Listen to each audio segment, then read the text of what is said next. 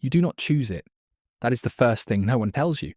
Every story you have heard about prophets begins with a burning bush, a booming voice, a blinding light on a Damascus road. What they never show you is the night before, the ordinary night, the bread on the table, the smell of lamp oil, the unremarkable sleep, and then the dream. Level 1, the dreamer. You are lying on your mat. The village outside is quiet. The fig tree casts no shadow because the moon is behind a cloud. And then the dream opens like a door in a wall you did not know existed. You see it clearly, not the way normal dreams blur and scatter the moment you wake. This one holds. Colours that do not exist in the waking world. Words spoken by a voice that is not a voice, but more like a certainty, pressing through the bones of your chest. You wake with your heart slamming against your ribs, and your hands shaking, and you sit in the dark for a long time before you can move. You tell no one, not yet. You go back to your work, you carry water, you split wood, you grind grain. But the dream stays with you the way a coal stays warm after the fire is gone. No flame, only heat, only the knowledge that something was lit that was not lit before. The book of Joel chapter 2 verse 28 says it plainly. Your sons and your daughters shall prophesy. Your old men shall dream dreams. Your young men shall see visions. You memorized that verse when you were a child. You never thought it meant you. Level 2. The seer. The second time you're awake, you're standing in the market, and you see the man across the stalls, the one selling dried fish. And you know with a knowledge that has no logical source, that his wife is ill, and that she will not be ill by morning if someone prays over her tonight. You do not know how you know. You know the way you know your own name. You hesitate for 3 days. This is normal. Samuel hesitated. Elisha hesitated. The hesitation is not weakness. It is the soul calibrating itself to a frequency it was not born for. When you finally cross the market and say what you know, the man stares at you for a long moment, and then his eyes fill with water. He grabs your arm. He says, "How do you know about my wife?" You say, "I was told." He asks who told you. You do not have a good answer for that yet. The first book of Samuel chapter 9 verse 9 tells you that in ancient times, those who are now called prophets were once called seers because they saw. You are beginning to understand that word from the inside. Seeing is not a metaphor. It is not poetry. It is a sensory experience as real as the smell of that dried fish, as real as the roughness of the man's hand on your arm. You go home and lie on your mat and stare at the ceiling for a long time. You are not the same person you were a week ago. Level 3, the messenger. Now someone else knows. Word moves in villages the way water moves in sand. Slowly, invisibly, until suddenly the whole ground is wet. The elder of the community comes to you. He is an old man with sun-cracked skin and careful eyes. He sits across from you and says nothing for a while.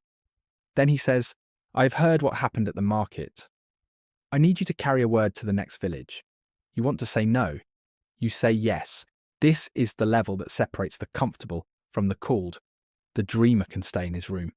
The seer can keep his visions to himself. But the messenger must move. He must stand in front of someone who did not ask for a message, open his mouth, and say words that may not be received well. The prophet Jeremiah describes this feeling in the book of Jeremiah, chapter 20, verse 9. If I say I will not mention him, or speak any more in his name, there is in my heart, as it were, a burning fire shut up in my bones, and I am weary with holding it in, and I cannot. You feel that fire now. It is not comfortable. It is not pleasant. It is a pressure from the inside that makes silence feel like holding your breath underwater. You carry the message. You deliver it badly. Your voice shakes. You forget 2 things and have to circle back. The person you deliver it to stands in their doorway with their arms crossed and a look on their face that tells you they are deciding whether to laugh or be offended. They do not laugh. They do not answer. They close the door. You walk home in the dark and wonder if you heard wrong. Then, 3 days later, you find out you heard exactly right. Level 4. The intercessor. You have a new problem. You feel things that are not yours. You are sitting at your table and a grief rolls through you that has no name. Your own life is fine. Your family is well. The season has been good. And yet you are weeping and you do not know why. You go to your knees the way a tree goes to its roots. not by decision, by gravity. And you stay there until the weeping is done. And what you are left with is the sense that you have been carrying something for someone who does not know you carried it. Abraham stood before God and argued for the people of Sodom. The book of Genesis, chapter 18, verse 23. Will you sweep away the righteous with the wicked? Moses stood in the breach for Israel after the golden calf. The book of Exodus, chapter 32, verse 32. Please forgive their sin, but if not, please blot me out of your book. Elijah lay prostrate on Mount Carmel, his face to the ground, praying for rain that had not fallen in 3 years. These were not performances. These were men who felt the weight of other people's situations in their own bodies, who brought that weight to God the way a letter carrier brings a parcel to a door. You are learning that this is not a gift. It is a burden that sometimes feels like a gift. Some mornings you wake up carrying a name and you pray that name for an hour before you understand why you never find out most of the time. That is part of the assignment. To intercede is to stand between, which means you often cannot see both sides of what you are standing between. You hold your position anyway. You hold it because someone held theirs for you, once in a night you knew nothing about. Level 5. The Reformer. You are not looking for a confrontation. That is the thing about this level. You do not arrive here by wanting to arrive here. You arrive here because something you see is so clearly, so obviously wrong that silence becomes a form of violence. Elijah did not wake up one morning and decide to challenge the prophets of Baal for the entertainment of it. He challenged them because 450 men were leading an entire nation into the worship of a God who was not there. And the silence of the real prophets was killing people slowly. You are standing now in a place you never imagined standing, in front of someone powerful, someone who has reasons, good reasons, convincing reasons, for the way things are. And you are holding a word that cuts against every one of those reasons. Your hands are not shaking this time. That surprises you. The book of 1 Kings, chapter 18, verse 1. After many days, the word of the Lord came to Elijah. Go, show yourself to Ahab. Not think about it. Not consider the risks. Go. You have spent enough time at the lower levels to know the difference between your own anger and the fire that comes from somewhere else. Your own anger has an aftertaste. It leaves a residue of self-righteousness. This fire is clean. It burns without consuming you. You open your mouth and the words that come out are not the words you rehearsed. They are better. The powerful person in front of you hears them and goes very still. You do not know what will happen next. You do not need to know. Your assignment was to say the words. The rest is not yours. You walk out into the heat of the day and you are shaking now. Not from fear, but from the aftershock of something large moving through a small channel. You eat, you sleep, you wake up and do it again. Level 6. The Suffering Prophet. This is the level no one signs up for. If there is a level in the prophetic life that separates the faithful from the famous, the enduring from the celebrated, it is this one. Because this level does not give you power. It does not give you victories. It gives you a cross-shaped calling that cost you everything you thought you were building. Hosea was told to marry a woman he knew would be unfaithful. The book of Hosea, chapter 1, verse 2. Go, take to yourself a wife of whoredom, not as a punishment, as a message, so that his own life would become a living parable of God's relationship with Israel. The heartbreak was the sermon. Jeremiah preached for 40 years and watched the nation fall anyway. He was thrown into a cistern. He was put in stocks. He said in the book of Jeremiah, chapter 20, verse 14, "Cursed be the day I was born." And then, in the same chapter, he said he could not stop speaking. Both things were true. The suffering and the calling existed in him at the same time, without resolution. You are there now. Something in your life is not working out the way it should. A relationship, a door that should have opened, a season that has gone on too long. And the word you keep hearing is not, "This is almost over." The word you keep hearing is, "Stay. Stay in the uncomfortable place. Stay in the city that rejected your message. Stay in the marriage that is breaking. Stay in the calling that has cost you your reputation and your friendships and your comfortable interpretation of how God works. Stay, because the staying is the message. There is a fire in your bones still. It has not gone out, but it burns differently now. Not like a torch, bright and high and visible, like a coal under ash, contained, persistent, waiting. You are being shaped into something that cannot be rushed. Level 7. The writing prophet. You pick up the scroll. This is the level where what you carry outlives you. Isaiah never saw the servant songs fulfilled. Daniel never saw the kingdoms he described collapse and rise. Ezekiel never saw the valley of dry bones come fully alive.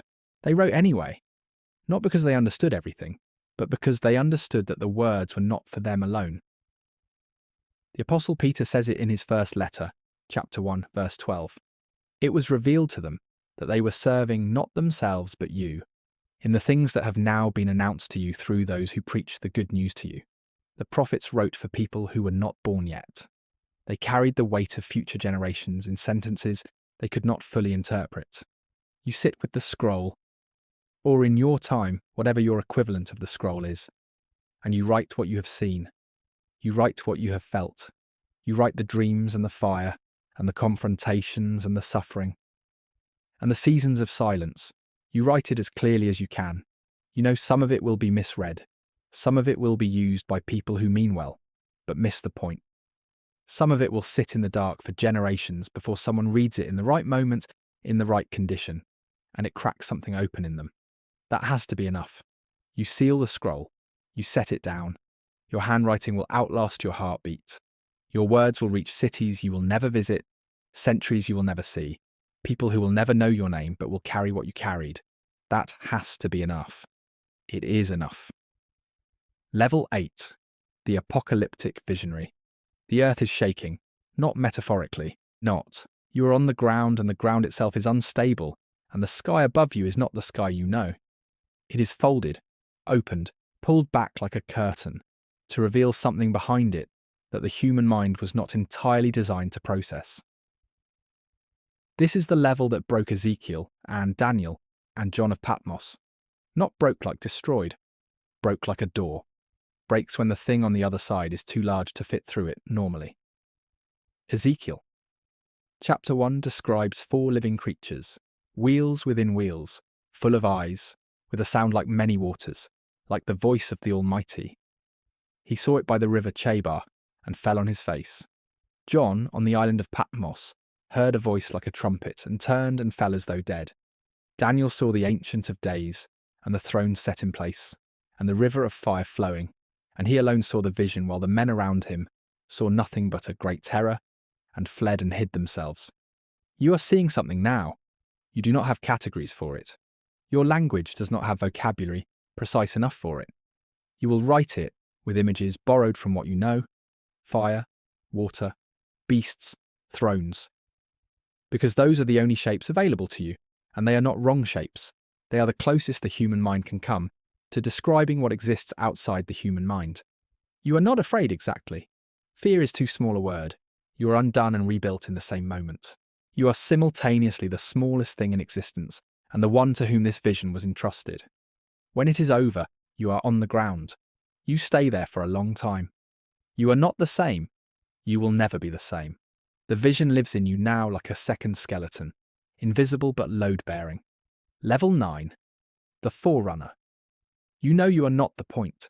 This is the most unusual and the most demanding of all the levels, to carry a calling that is entirely in service of someone else's arrival.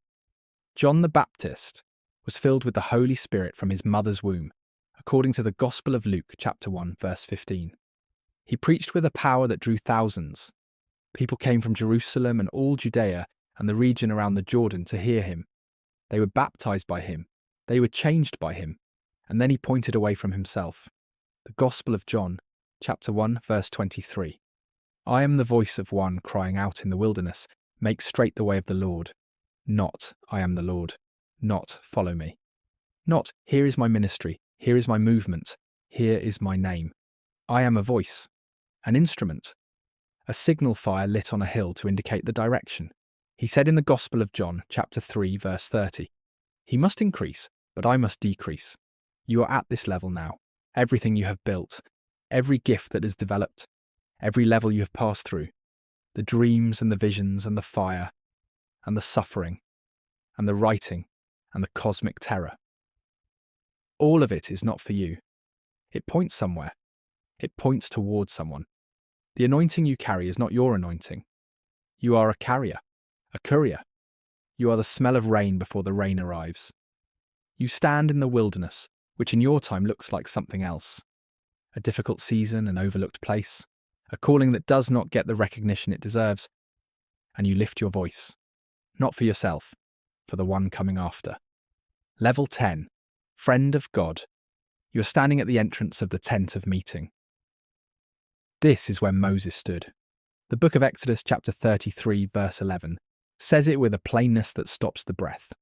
The Lord used to speak to Moses face to face, as a man speaks to his friend.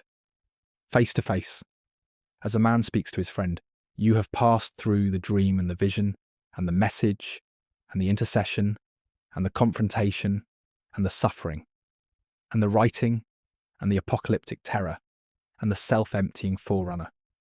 You have been reduced. You have been emptied.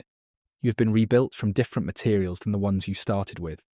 And what you have arrived at is not power. It is not platform.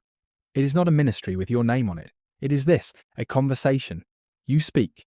You are spoken to. Not with the fear of the lower levels. Not the trembling of someone who is not sure they heard correctly. Not the anxiety of someone who might get it wrong. Something closer to what Abraham experienced when God called him friend in the second book of Chronicles, chapter 20, verse 7.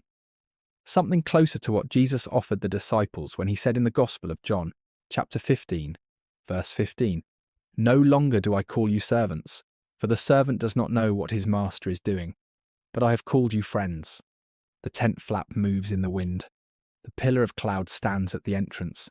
You have carried dreams and fire, and the weight of nations and the terror of visions. You have stood in gaps and been thrown in cisterns and written words for people not yet born and pointed away from yourself towards someone greater. And what you are left with, the thing underneath all of it, the thing it was always moving toward, is the simplest thing in the world, a conversation with the one who called you. The cloud settles. You go in, and now you are history.